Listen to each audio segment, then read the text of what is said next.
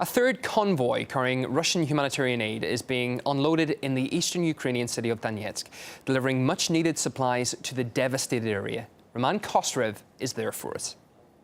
It carries around 2,000 tons of aid, really essential for the locals, and some of whom haven't had water or electricity for months that the shelling's been going on here by the Ukrainian military. The locals will also receive over 300 electric generators and 30 tons of medicine. This is the third time that Russia delivers humanitarian aid here. The first time was back in August, and at that point Russian humanitarian aid was stalled at the border due to lack of a go-ahead by the Ukrainian government. Nevertheless, it went through, and this second humanitarian aid convoy arrived in Lugansk last week. Actually, was exactly on Saturday.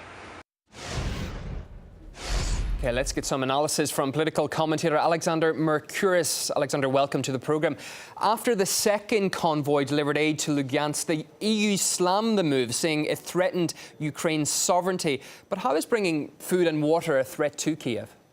Well, it isn't. I mean, if one is talking about international law, which is, I suppose, what one should be, then there is actually a decision from the International Court of Justice which says that there is nothing wrong with delivering humanitarian aid. It is not against law. It does not dispute sovereignty. It is not an action against Kiev. It actually helps civilians. So I don't really see why there are these complaints about these humanitarian convoys. The only thing they seem to do is good. But then again, Brussels does know the problem is there, so why haven't we seen any humanitarian efforts from them, for instance? I think the problem Brussels has is that they don't particularly want to admit that there is a humanitarian crisis in the eastern Ukraine publicly by sending aid, because, of course, that would contradict the narrative that they have, which is that there wasn't a tremendous war there fought by Kiev.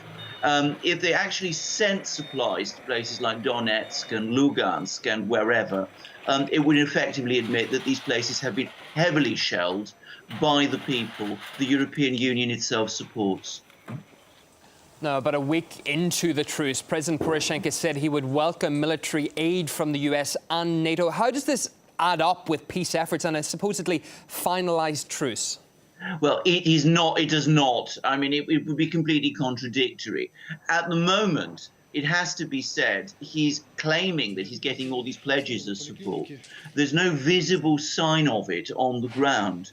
And I think the reason he is making these sort of comments is more political than military, in the sense that he needs pledges of military aid from the West, or wants pledges of military aid from the West, as a sign that they politically support him in his efforts to keep Ukraine together.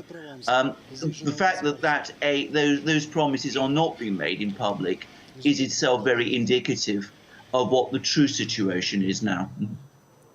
Political commentator Alexander Mercouris, great to get your take this hour. Thank you.